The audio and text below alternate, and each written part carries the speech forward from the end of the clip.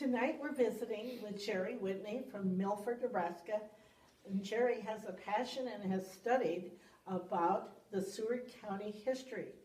I want to be sure and get our date in here. It is April 24th, 2018. And we are going to ask Jerry just to tell us about the history and the building, and towards the end we'll culminate in the road system. All right. And the system, so that we know where we were at, came out of New York, was the townships and range, and this related then to the longitude, latitudes, and that the survey systems used. Prior to that was Mets and Bounds. Mets and Bounds was you drove a stake in the ground, and that oak stake was then to the swamp that was on the other side over here, and to the river or bank on the other side, and those things were variables, and so they could not use that type of system, but they could and that's why it's important to Seward, to all of this nation here now, that we have the system of townships and range, Okay. relating back then to longitude, latitude. All right, so now that happened, and they learned to do that because of the Revolutionary War, Okay. the distribution of lands there. Now then we'll move on. In the years 1816, what happened? I don't know. What happened? Must be a war. These things are important to Seward in here. 1816 was the year, and we starved. It was known as the year of no summer. It came May, and it was still freezing. It came June, and it snowed. How many of you know these things? Isn't it? Yeah. All right, and it's very important. And it was not man-made. There. Okay, this is 1816, and that is the beginning of some of our migration to come westward because of this. And what happened was, in Indonesia, there was a volcano erupted so bad that it threw ash into there, and for 3 years the temperatures were cold, and they could not grow crops. And we lived off from the hunters and trappers of the time. So this started the migration, and this was part of my ancestors' migration coming westward on there. So then, as they do come, going, we'll jump pretty fast here, going west. Well, this is so interesting because so many of our settlers that I checked usually were second generation, coming from Pennsylvania, Illinois, and back in there.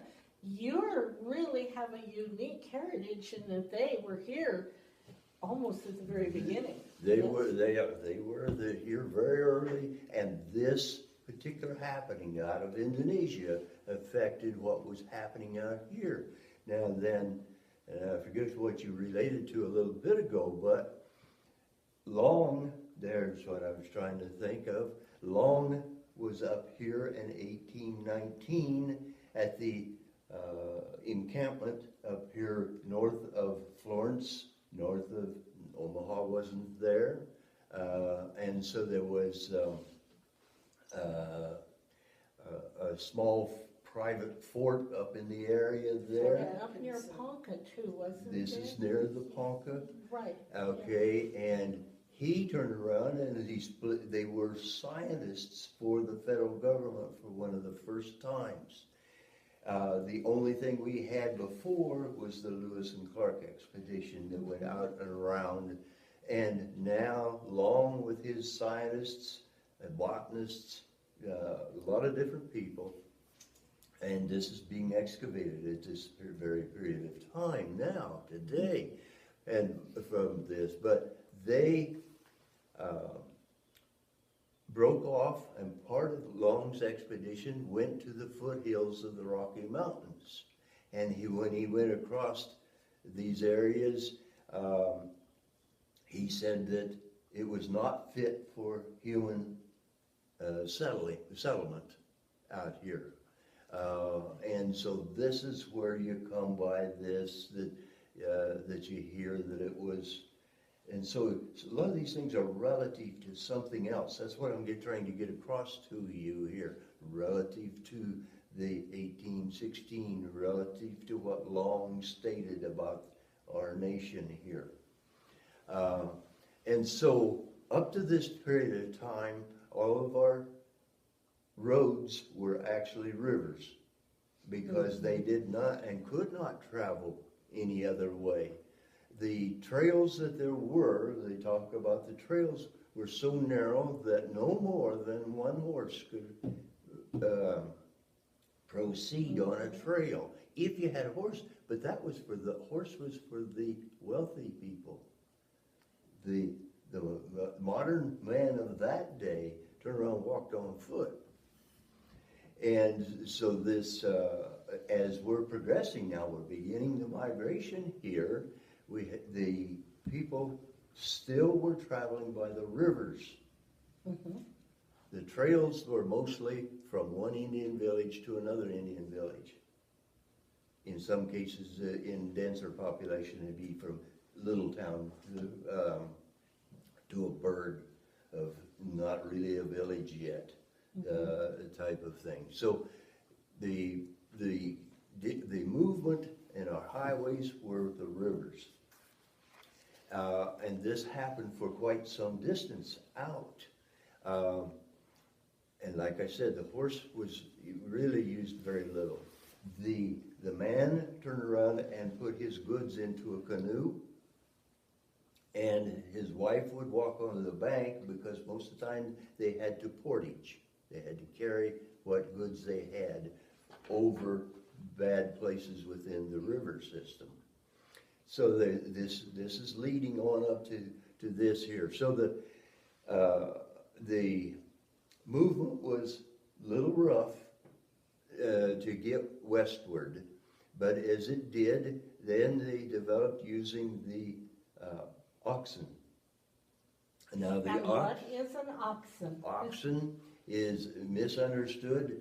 It's a bovine, meaning that it's a cattle. It's livestock. It is the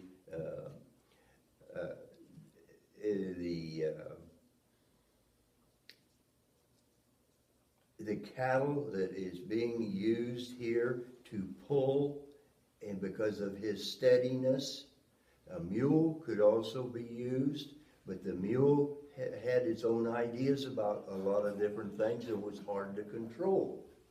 The horse was too expensive, and he broke down very bad. He did not hold up to rigorous traveling. So this happened, and this continued on through until we get into the Missouri River area. Right. And you told me one time that an oxen is nothing but a steer. But it's, usually now a steer will mark it right away. And an oxen, they grew him and they tended him till he got good and strong to about 4.5 years old. Yes. Yeah. That is very true, exactly true. And everything is relative a little bit to time into this thing, because this was the way the steer was used until about 1870, 1880 even, that the steer was used then for labor. Mm-hmm. We did not eat beef. Surprise, isn't it? We weren't eating beef. For one thing is you couldn't store it. We didn't have any refrigerators. We didn't have a refrigerator system. We didn't have an ice house system. We didn't have the ice houses established yet, so we did not eat beef. We ate pork, we ate the chickens, and so on. The cow gave us milk, but she was just a milk cow.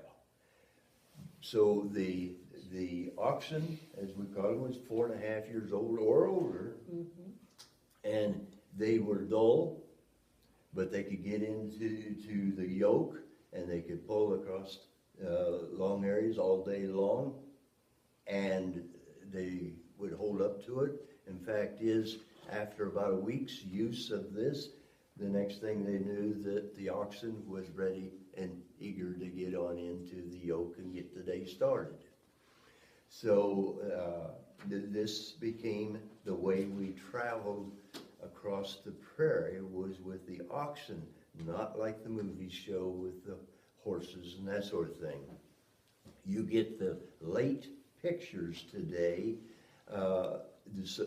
into the period of time of 1920, showing a wagon with somebody crossing out here with horses. But in actuality, it came because they were copying the earliest road, and the earliest road was the Santa Fe Trail. And the Santa Fe Trail was already developed in the 1500s. But it only extended eastward part way.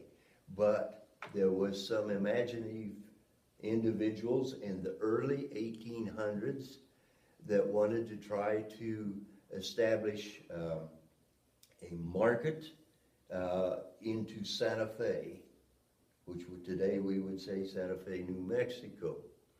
And so those first ones, the way that you hauled freight was on the back of a mule, on the back of a horse, but like I said, the horses didn't hold up well. And then they developed the oxen that would pull two-wheel carts, and they would go to Santa Fe. And I might interject here, it is always amazing to me that we were so quiet in southeast Nebraska, and probably in all of Nebraska, not much development, and it was the same 150 years ago that the challenge that we have today. Everybody was just trying to get across or over or through Nebraska. They would never stop here.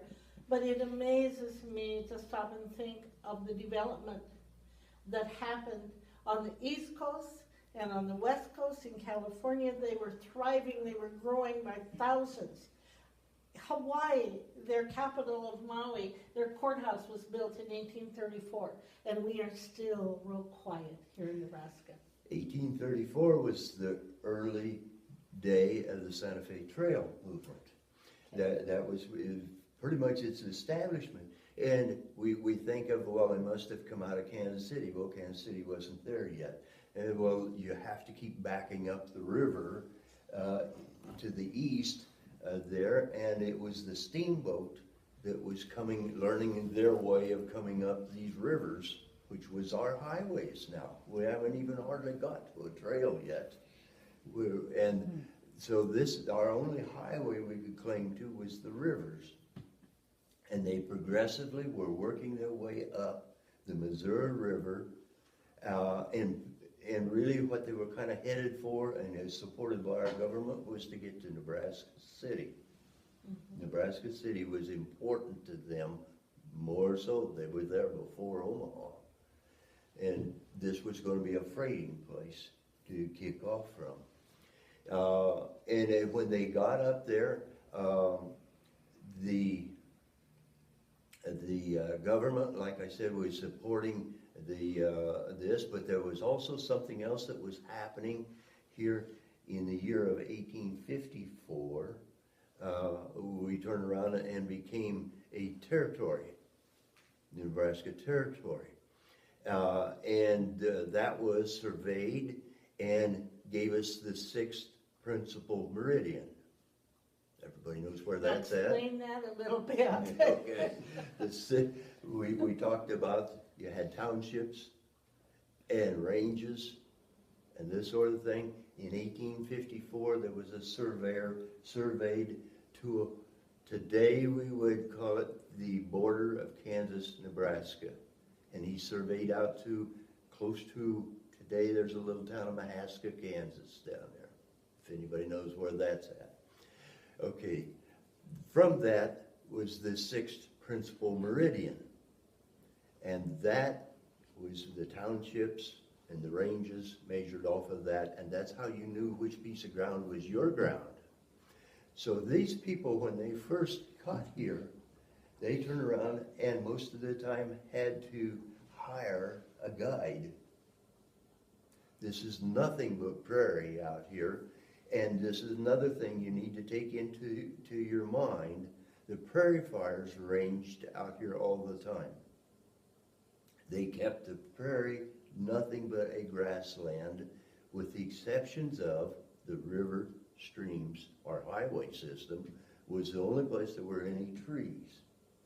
And thank goodness for the 1936 Kansas history book that was given out to the children, not given out to you, I think you had to rent them, the books there. And in 1936, they were explaining that the Indians got so upset because the white man cut the trees along the rivers and the creeks. That was why they went to war. Okay, they've been pushed around, and now we were cutting their trees. Mm-hmm. Why were we cutting their trees? The railroad was beginning to come on, for one. Two was a settler turned around and was building these fires, and he had to have he had wooden axles under wagons, and so they would turn around and strap underneath the wagon an extra tree in there that would be an axle, because sooner or later they won't break another axle. And so they were cutting these trees all the time and upset the Indians. So that's why we went into the period of time of 1869 in the Indian Wars. Because of, a lot of it was because of the trees. But the grasslands was out here, and almost all of these people had to find a guide that could lead them to the land that they had bought or the land that they had picked up.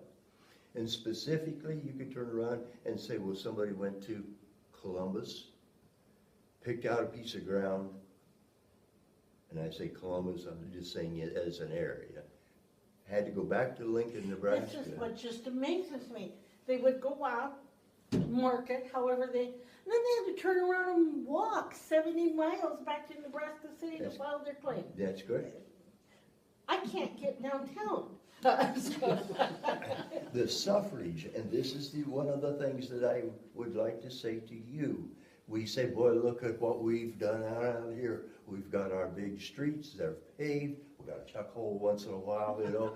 and then we get upset. But we get upset over that, and we don't give credit to our ancestors of what they really had done for us. They had done terrific things. And we just looked at it as, well, it had to be done, and so on, and it must have been our problem, our situation that straightened it up. It wasn't. It was a progressive thing. Mm-hmm. So now, because of our range and townships and what have you, we could settle out here. In the settling of this, I'm not going to go into the railroads, because the railroad gets to be a bigger thing. That is a whole story, all of its own. But it is good to note it, because so much of this was all going on, when it finally started, it was all going on at about the same time. Yes, yes. And so the railroads were just absorbing themselves one after another. That's the reason you look at the books, and you see it, the railroad called by this name, the next month it's called by another name, 6 months later it's another name. You can't understand who really owned this, and what it is, because the railroad companies, they were just as broke as could be, but the federal government had turned around, and the more you could build a railroad out here, they would pay them in land, and then the railroads would sell the land.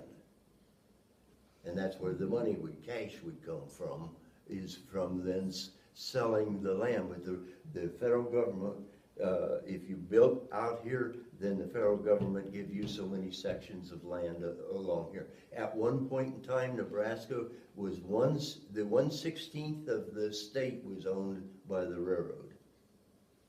That's quite a bit.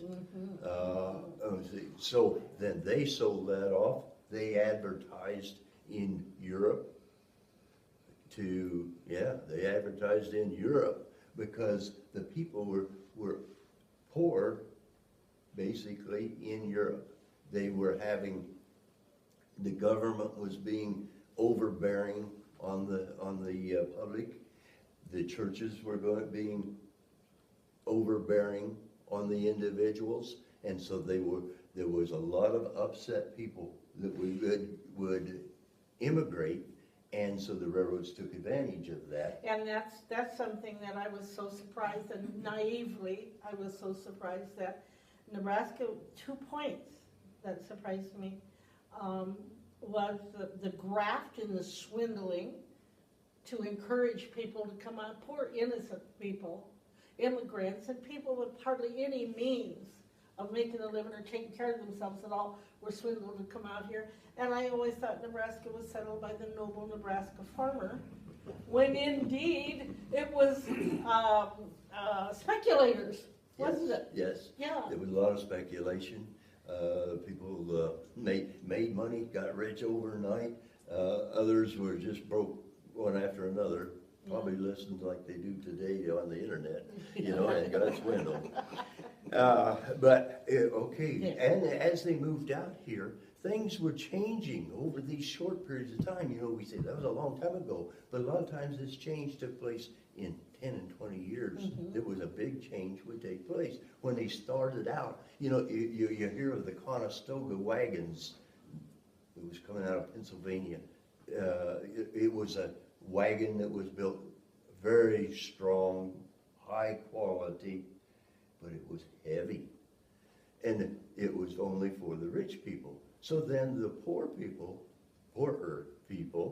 would turn around and have to buy wagons or have one made for them that was lighter. And so we come into, some of those were the Studebaker wagon, one you might recognize the name. I know you're pretty young, but maybe you heard your grandparents talk about the Studebaker. There we go.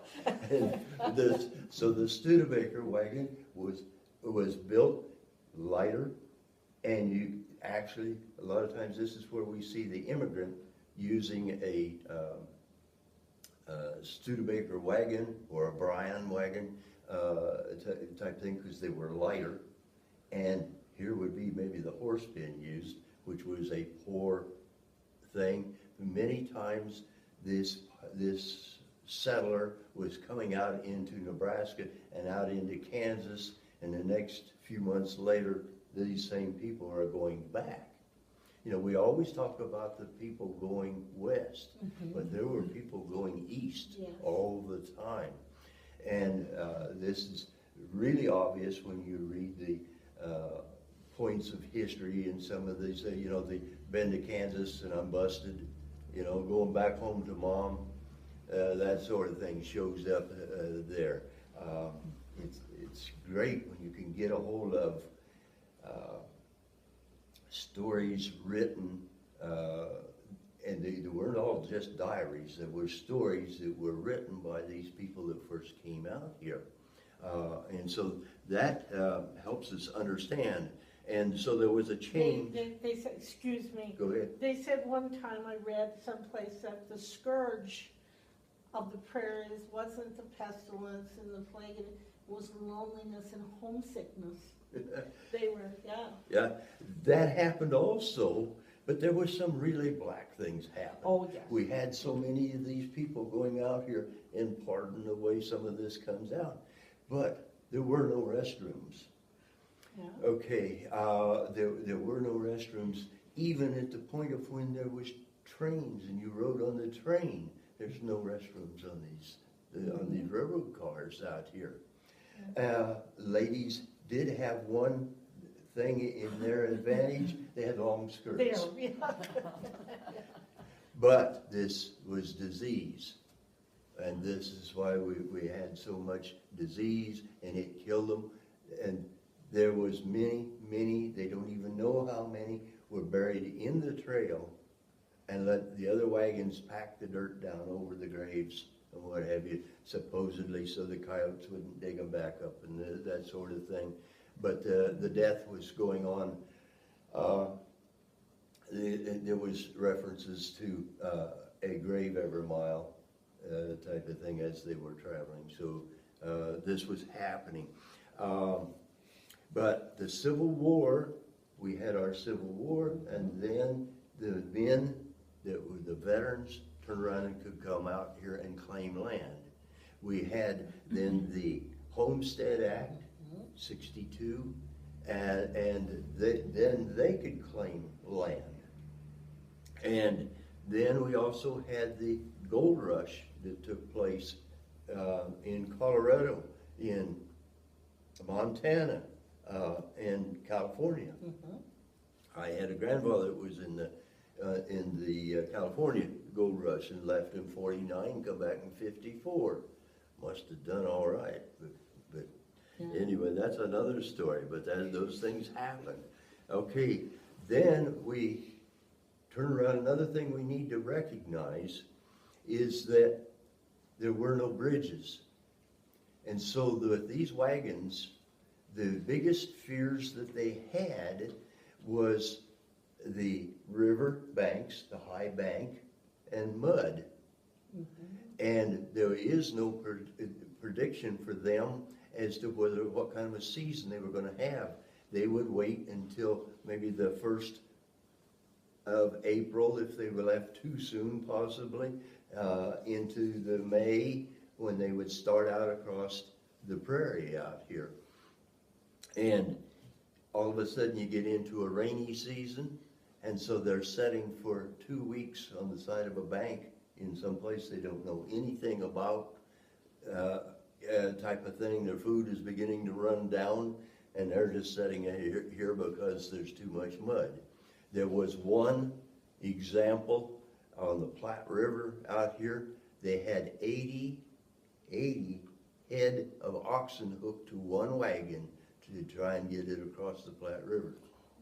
It was caught into the mud, and they couldn't get it to move. Must have been valuable to somebody at that point. But that's the kind of things that happen. So then that meant that when they were traveling, they stayed on the ridges.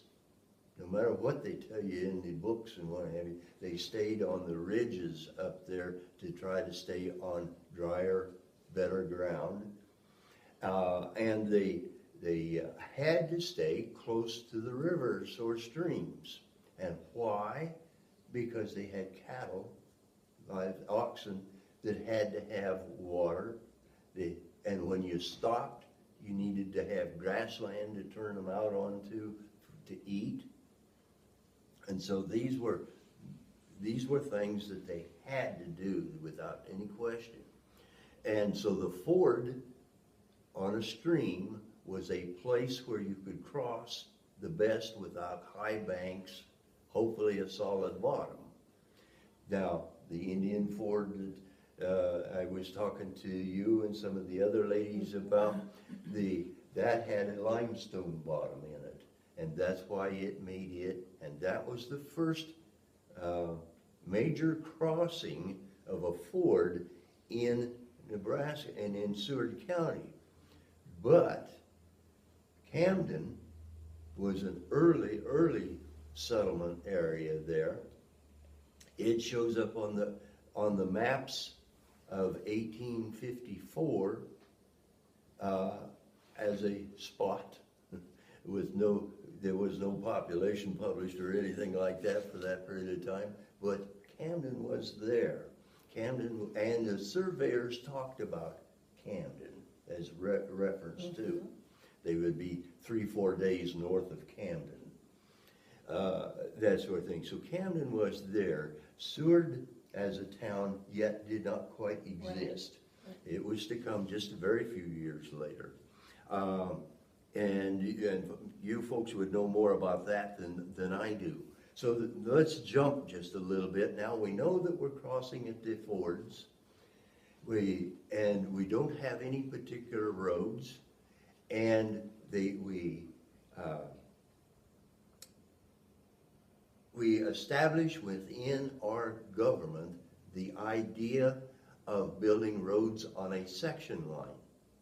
Now the section line is within the township, and so you'll have 36 sections within there, and they start counting off from the top right-hand corner, if you want to say that, 1, 2, 3, 4, 5, 6, come down at 7 and go back the other way. You have to keep that in mind when you look at a piece of property description like this, that the sections weave back and forth as they come through 36 sections in a piece of ground here.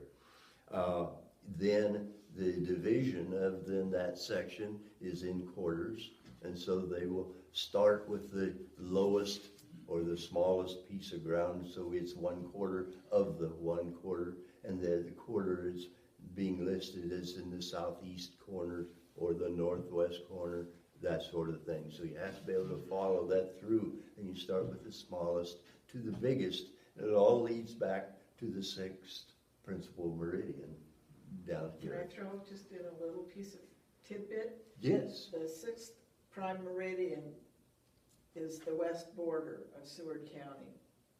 yes, I have a farm on it. Yeah, but mine's in Kansas, Ah, okay? yeah, 6th principal but meridian. it's on it's the west border of Seward County. Yes, yes. And so, would you come up with, go ahead. Do we have time to keep going? Yes, it's been 30 minutes. Okay. But that's all right. How long Right. more do we have, Lori? 15. 15, okay. Okay, We might do this again because this is so interesting that we might divide this into 2 sections and continue. okay. Yeah. Well, any of this, you could break down into smaller pieces into this. But now then, we've turned around and we've said within the government, we're gonna build on section lines. Well, that's fine and dandy, but the people don't really accept that very well. Because if we're gonna build on the section line, but this is better ground over here to travel on than the section line. And why in the world would I come up here and turn and go this way when I could just went this way in the first place? So they built roads, and believe it or not, people wouldn't use them. They turned around and took their own path. Another thing that's interesting, and I try and get this injected into there, is that when the county here, Seward County Courthouse, your commissioners, when they turned around and was going to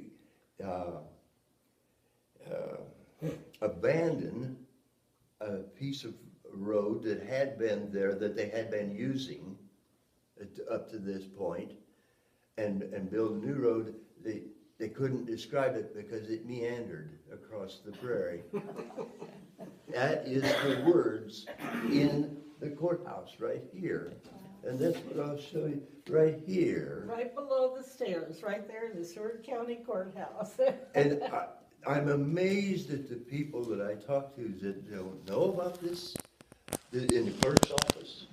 And you got the stairway that goes down to the basement. You go into the vault area and then the stairs and go down to the basement down there. And these books are there, and you can read the commissioner's books, and it's so interesting. I'm going to jump a little bit more. Okay, just. And I think it's all right because I think we'll finish up our time that we have tonight. But then I think we're gonna ask you back and we're gonna have to cover this some more.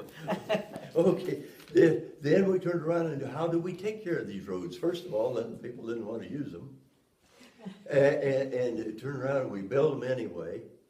But so there'd be another person that would say, well, I want a road across my ground over here because if you build a road here, I could get to town easier.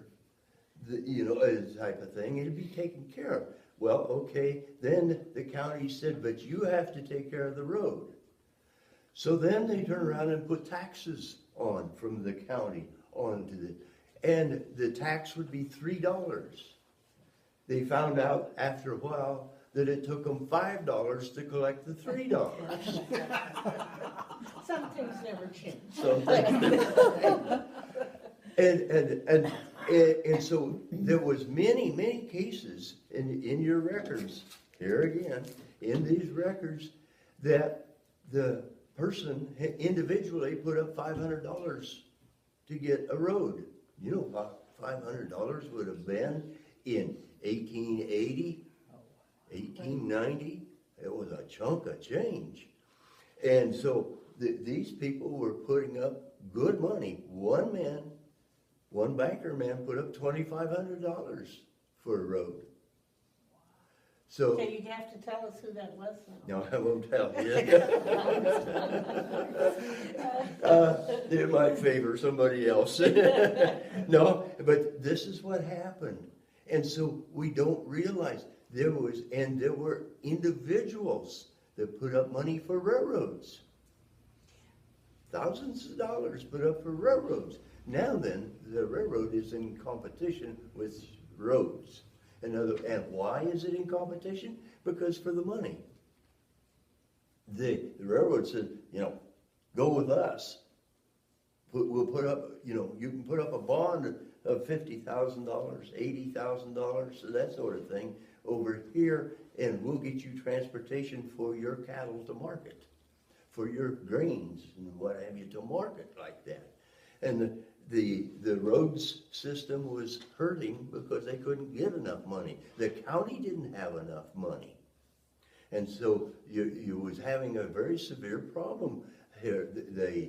The books, again, you go and read these books, and the Seward County says, we're not paying for any roads. And they'll repeat it 3 and 4 times on one sheet of paper. The legal paper would have been like the long ones. And here it would be repeated time and again. Seward County is not paying for roads. Now, they would pay for a bridge, but they didn't have hardly any bridges now. So then we'll jump quick, because I want you to have a few things to think about. So we're going to build some bridges around here. Okay, the very first bridge, let me get this right. The first bridge was at Camden. Mm-hmm. The first bridge, but it had high banks and it had problems down there. It was built on the territorial road. Now, roads had been built or designated, and that was on the territorial road, and it dropped to the south, came back up to Beaver Crossing area. So that was a bridge down there. Then in 1865, Davison built a bridge across the Big Blue, sometimes called the North Blue. I don't like that, but anyway, it did get called that sometimes. The Big Blue River down here, and Davison built that by himself. Paid for the whole thing. It was, the county didn't help at all. And Davison was the one that founded Milford. Founded Milford, that is correct. I can't imagine how that man got so much work done. He built a dam across the river, he built a mill, and built a bridge, and at the same time he's taking care of, he has a ranch. Now, are you all familiar with a ranch? A road ranch, a yes. Road ranch, yes. They were just basically ranches that would do service work. In other words, I think of them as a truck stop. Do service work for the wagons that were going across the country. Now, we had 3 kinds of people cutting across the country. I don't remember if I said that or not. But we had the freighters that were coming out of Nebraska City. We have then the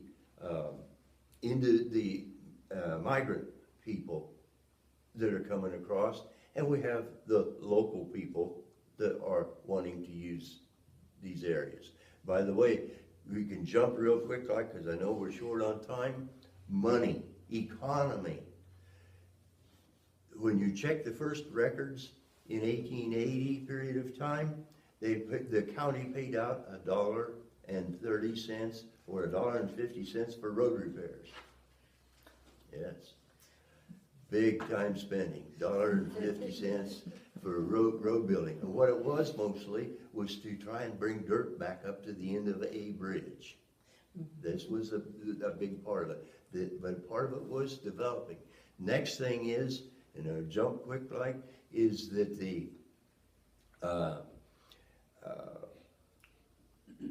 they wanted to build these roads, so they needed a grader.